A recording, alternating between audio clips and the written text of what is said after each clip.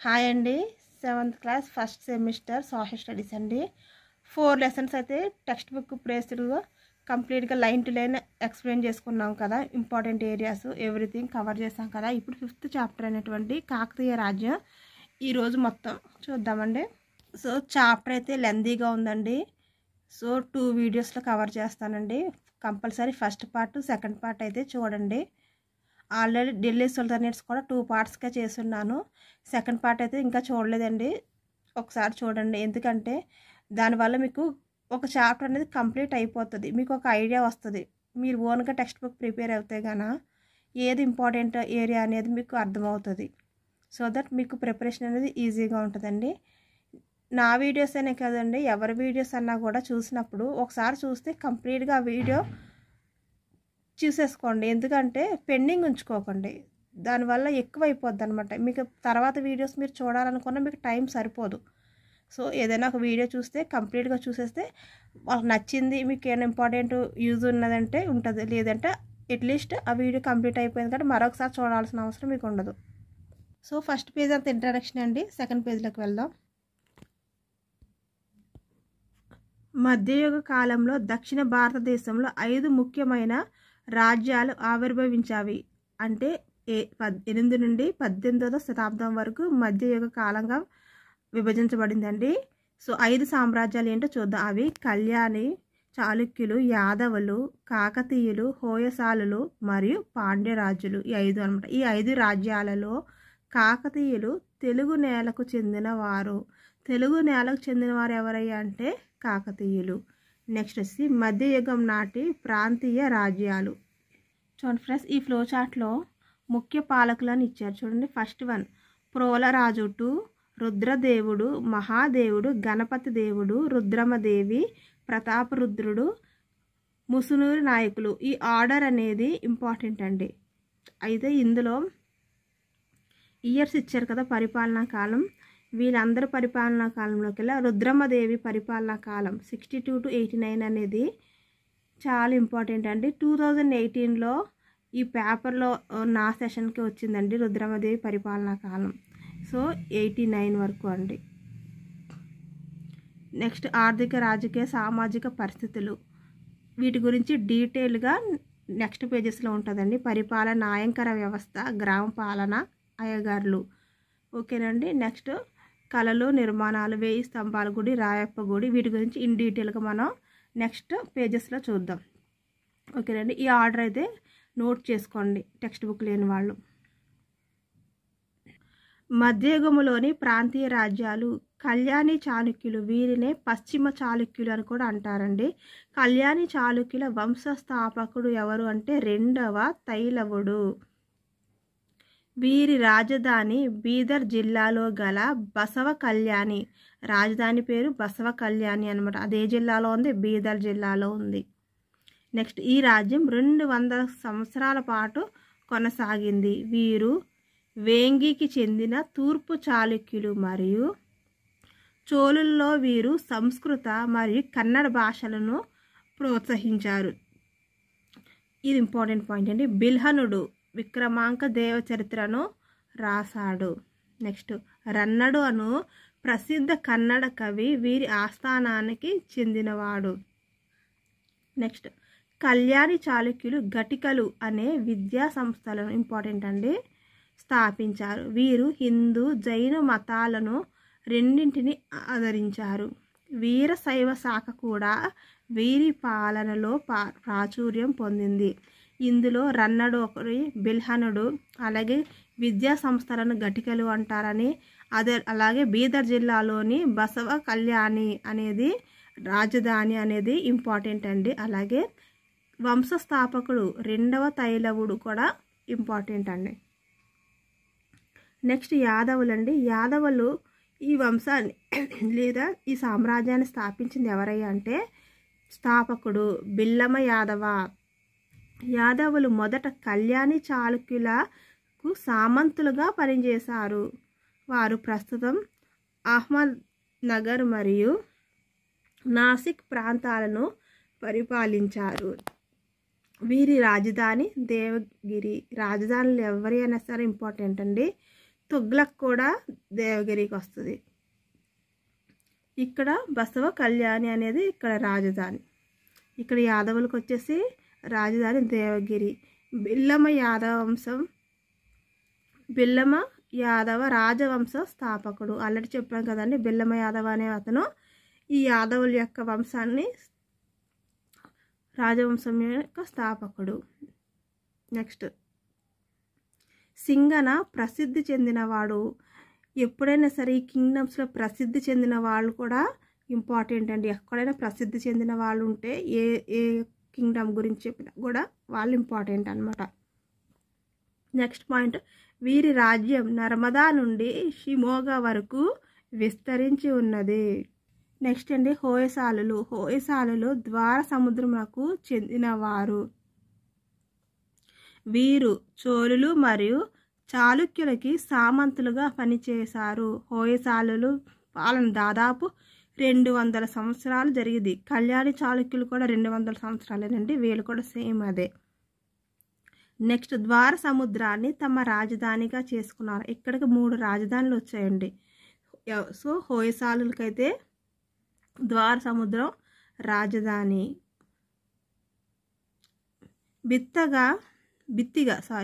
బిత్తిగా విష్ణువర్ధన కాలంలో వీరు ప్రాముఖ్యత పొందారు. 4వ బల్లాళుడు చివరి పాలకుడు. సంస్కృతం మరియు కన్నడ భాషలను వీరు పోషించారు. జైన మతాన్ని, మధ్వాచార్యులకు చెందిన ద్వైత్వాన్ని, రామానుజాలకు చెందిన విశిష్ట ద్వైత్వాన్ని అనుసరించారు. వీరు మఠాల నిర్వహణను ప్రోత్సహించారు.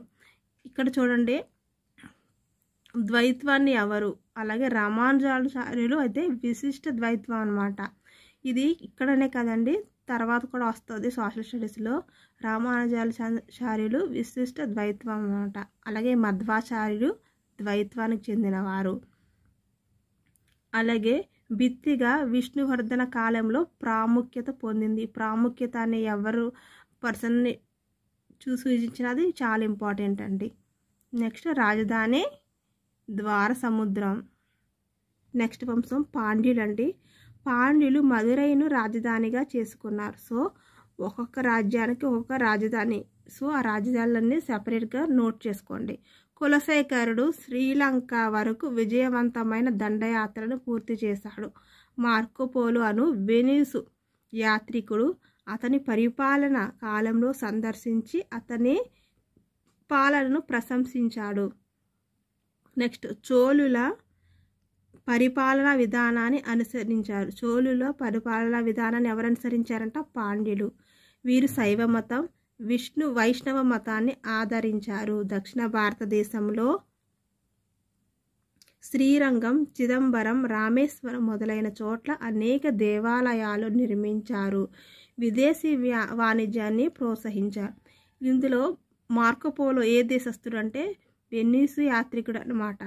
అలాగే ఈ మార్కోపోలో ఎవరి కాలంలో దర్శించారు అంటే కులశేఖరుడు కాలంలో మార్కోపోలో అతన్ని దర్శించాడు అన్నమాట. నెక్స్ట్ వచ్చేసి కులశేఖరుడు శ్రీలంక వరకు విజయవంతమైన, ఎక్కడి నుంచి ఎక్కడి వరకు అంటే శ్రీలంక వరకు విజయవంతమైన దండయాత్రను పూర్తి చేశారు. అదొకటి చాలా ఇంపార్టెంట్ అండి.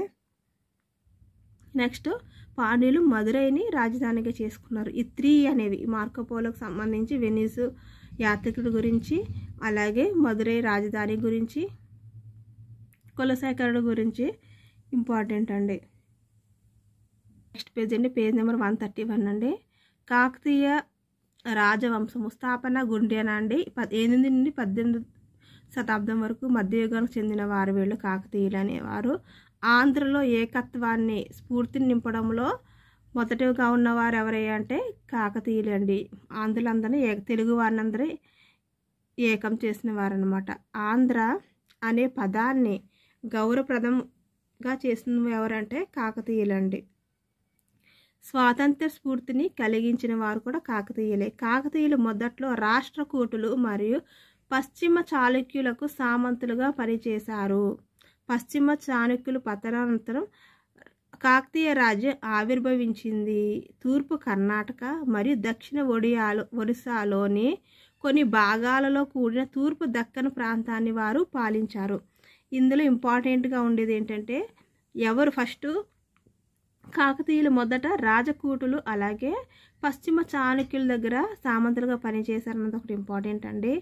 అలాగే ఆంధ్ర అనే పదానికి గౌరవప్రదం, అలాగే తెలుగు వారందరినీ ఒక తాటిపైకి తీసుకొచ్చింది ఎవరు అంటే కాకతీయులు అండి. మన తెలుగు వారందరినీ ఏకం చేసింది అనమాట. నెక్స్ట్ తూర్పు కర్ణాటక నుండి దక్షిణ ఒడిశా కొన్ని భాగాల్లో కూడిన తూర్పు దక్కన్ ప్రాంతాన్ని వారు పరిపాలించారు. వారు ఎక్కడి నుంచి ఎక్కడి వరకు పరిపాలించారు అన్నది ఇంపార్టెంట్ అండి ఈ పారాగ్రాఫ్ మొత్తానికి. నెక్స్ట్ మీకు తెలుసా చూద్దాం. కాకతీయులకు ఆ పేరు ఎలా వచ్చింది? కాకతీయ అనే దేవతను ఆరాధించిన కారణంగా వీరికి కాకతీయులు అను పేరు వచ్చింది. ఆమె అంటే దుర్గాదేవి అన్నమాట యొక్క మరొక రూపం. కాకతీయ అనే ఆమె ఎవరికి మరొక రూపం అంటే దుర్గాదేవి అన్నమాట. వీరు కాకతీయ అనే కోటకు సంరక్షకులుగా ఉండేవారు కాబట్టి వీరికి కాకతీయులు అంటారని భావన. ఒకప్పుడు చోళులు పరిపాలించిన కాకతీయ పురానికి చెందిన వారే కాకతీయులు అని కూడా మరొక వాదన. ఎవరు? చోళులు పరిపాలించిన కాకతీయ పురానికి చెందిన వారే కాకతీయులు అని మరొక వాదన అనమాట. సో నేమ్ ఎలా వచ్చినది ఇంపార్టెంట్ అండి. కాకతీయ అనే కోటకు సంరక్షకులుగా ఉండేవారు. అలాగే కాకతీయ అనే దేవతను ఆరాధించడం వల్ల, కాకతీయ అనే దేవత ఎవరంటే దుర్గాదేవికి మరొక రూపం అన్నమాట. నెక్స్ట్ కాకతీయ రాజవంశం గుండ్యాన చేత స్థాపించబడింది. ఆల్రెడీ ఫస్ట్ చెప్పాను కదండి, స్థాపన బై గుండ్యాన అనేసి. అలాగే తెలుగు మాట్లాడే ఎగువ మరియు దిగువ సంస్కృతులను ఏకం చేశారు. తెలుగు వారందరినీ ఏకం చేశారండి. అలాగే త్రిలింగ దేశం అని పిలిచేవారు కాకతీయులు. ఓకేనా అండి, అది ఇంపార్టెంట్ అండి. కాకతీయులు మొదటి రాజధాని హనుమకొండ, ఇదొకటి ఇంపార్టెంట్. గుండ్యానతో స్థాపించబడింది త్రిలింగ దేశం అని. అట్లనే హనుమకొండ రాజధాని, మొదటి రాజధాని కాకతీయులది హనుమకొండ, అది కూడా ఇంపార్టెంట్. నెక్స్ట్ అండి, కాకతీయ రాజు రుద్రదేవుడు కొత్త రాజధాని ఓరుగల్లును నిర్మించడంతో తమ రాజధానిని హనుమకొండ, ఫస్ట్ హనుమకొండ రాజధాని కదండి, అక్కడ నుండి ఓరుగల్లుకు మార్చారు. ఎవరి ఆధ్వర్యంలో మనకి రాజధాని హనుమకొండ నుంచి ఓరుగల్లుకు మార్చబడిందంటే రుద్రదేవుడు. వీరిని ఆంధ్ర రాజులు అని కూడా పిలుస్తారు. మొదటి తెలుగు గ్రంథముగా పిలువబడుతున్న శ్రీమద్ ఆంధ్ర మహాభారతం రచించిన తిక్కన ఏ కాలం వాడు అంటే కాకతీయుల కాలం వాడు అనేది ఇంపార్టెంట్ పెట్టండి. అలాగే రాజధాని ఎక్కడి నుంచి ఎక్కడి వరకు మార్చబడినది, మార్చింది ఎవరు? రుద్రమ్మదేవుడు అనేది ఇంపార్టెంట్ అండి.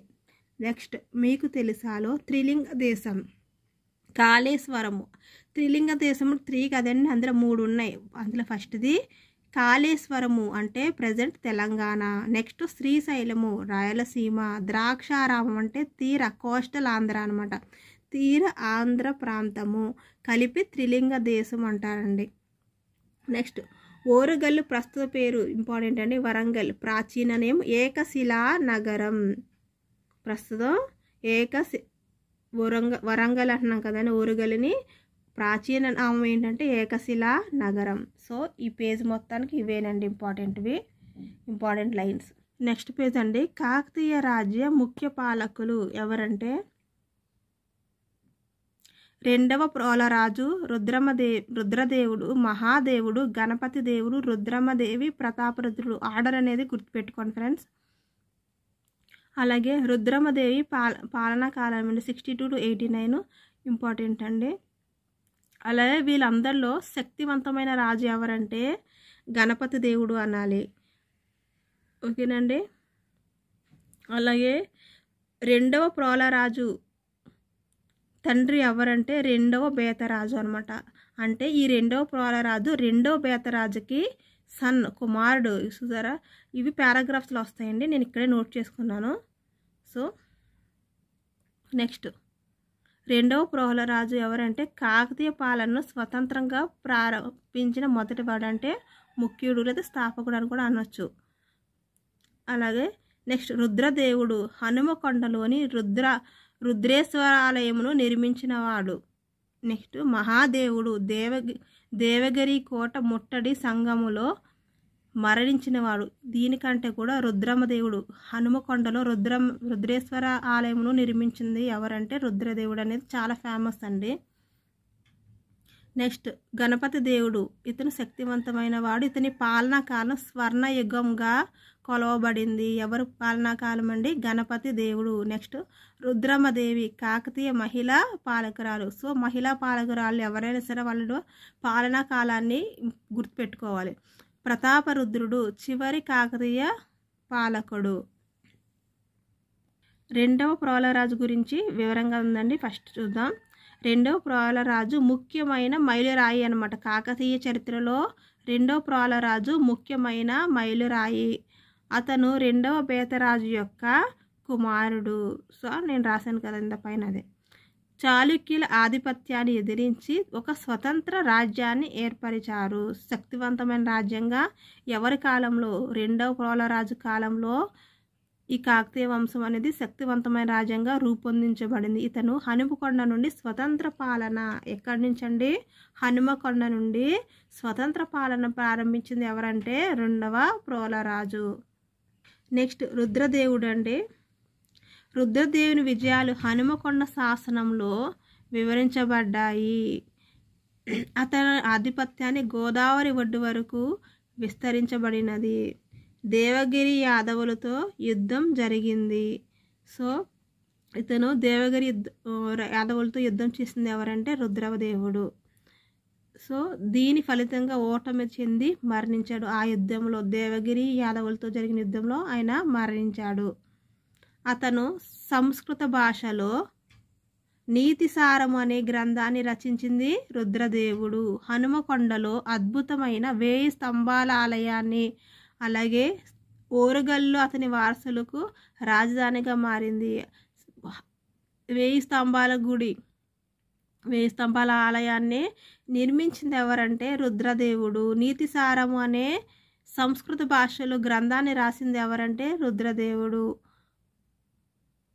అలాగే రుద్రదేవుని యొక్క విజయాలు అనేవి ఏ శాసనంలో వివరించబడతాయంటే హనుమకొండ శాసనంలో వివరించబడతాయి. గణపతి దేవుడి పాలనా కాలం డిఎస్సిని పెట్టినాం కదండి, అడిగి ఉన్నారనమాట. 99 to 62. గణపతి దేవుడు 63 సంవత్సరాల సుదీర్ఘ పాలనలో తెలుగు మాట్లాడే ప్రజలు నివసించే దాదాపు మొత్తం భూమిని తన పాలనలోకి తెచ్చుకున్నాడు. 63 సంవత్సరాలు. ఆయనకు మహామండలేశ్వర అనే బిరుదు కలదు. సో ఈ మొత్తం పారాగ్రాఫ్లో ఇయర్ ఒకటి, 63 సంవత్సరాల సుదీర్ఘ పాలనలో తెలుగు మాట్లాడే అందరు మొత్తం భూమి అంతా ఆక్రమించుకున్నారనేది ఒకటి. మహామండలేశ్వరుడు అనే బిరుదు ఎవరికి ఉందంటే గణపతి దేవుడు. అది ఇంపార్టెంట్ అండి మోస్ట్. అలాగే కాకతీయ పాలనలో శక్తివంతమైన ఎవరంటే పాలనలో రాజు ఎవరంటే మనకి గణపతి దేవుడు అన్నమాట. గోదావరి ప్రాంతం మొదలుకొని చెంగల్పట్టు వరకు మరియు ఎలగందల నుండి సముద్రం వరకు విస్తరించి ఉన్న విశాల సామ్రాజ్యాన్ని నిర్మించాడు. మోటుపల్లి శాసనాన్ని జారీ చేసింది ఎవరంటే గణపతి దేవుడు. నెక్స్ట్ చెరువులు తవ్వించింది ఎవరంటే గణపతి దేవుడు. అలాగే అటవీ భూమిని సాగులోకి తీసుకొచ్చింది ఎవరంటే గణపతి దేవుడు. ఓరుగల్లు కోట నగర నిర్మాణాన్ని పూర్తి చేసింది ఎవరంటే గణపతి దేవుడు. అలాగే ఇతని రాజ్యాన్ని ఏ విధంగా విస్తరించుకునేవారంటే తన కుమార్తెలను మరియు సోదరీమణులు వాళ్ళ సిస్టర్స్ని వివాహాలకు బలమైన పొరుగు రాజ్యాలతో, బలంగా ఎవరైతే ఉంటారో పొరుగు రాజ్యాలు వాళ్ళతో వివాహ సంబంధాలని ఏర్పరచుకోవడం వల్ల, వివాహాలు చేయడం వల్ల అతను రాజ్యాన్ని కూడా విస్తరించుకున్నాడు. అదొక స్ట్రాటజీ అన్నమాట. సో గణపతి దేవుడు శక్తివంతమైన వాడు. అట్లాగే మోటుపల్లి శాసనాన్ని జారీ చేశాడు. చెరువులను అలాగే అటవీ భూమిని సాగులోకి తీసుకొచ్చింది. ఓరుగల్లు కోటను పూర్తి చేసింది. ఇవన్నీ ఇంపార్టెంట్ పాయింట్స్ అండి. ఇక్కడ మీకు తెలుసాలు అన్నపక్షి అనే సంస్కృత పదం పౌరాణిక పక్షి. హంసను సూచిస్తుంది. ఏ పక్షి? హంసను సూచిస్తుంది. ఇది కాకతీయ కళాతోరణం పైన రెండు వైపులా ఉంచబడింది. ఇక్కడ రెండు వైపులా, రెండు అనేది హైలైట్ చేసుకోండి. నెక్స్ట్ రుద్రమదేవి పాలనా కాలం అనేది ఇంపార్టెంట్ అండి. 1262లో రుద్రమదేవి పాలన ప్రారంభమైనది. యాదవులు, చోళులు, పాండ్యులు, కళింగ గణపతులు ఆమె పాలనను వ్యతిరేకించారు. సేమ్ అక్కడ రజియా సుల్తాన్ కూడా ఎవరు వ్యతిరేకించారని ఢిల్లీ సుల్తానేట్స్లో ఉంటుందండి. అన్నదమ్ముల నుంచి, టర్కీయుల నుంచి ఉంటుంది. అలాగే ఇక్కడ రుద్రమదేవిని కూడా ఎవరు వ్యతిరేకించారు అనేది ఇలా ఉమెన్ క్వీన్స్ గురించి వచ్చినప్పుడు ఎవరు ఎదిరించారనేది ఇంపార్టెంట్ అండి. చూడండి, అంబదేవుని ఓడించి త్రిపురాంతకం మరియు చుట్టుపక్కల ప్రదేశాలను స్వాధీనం చేసుకున్నది ఎవరంటే రుద్రమదేవి అండి. మార్కోపోలో అనే అతను ఇటలీకి సంబంధించిన వారండి. అయితే కులశేఖరుడు అప్పుడు వచ్చింది వెనిజులాకు చెందినటువంటి మార్కోపోలో అనమాట.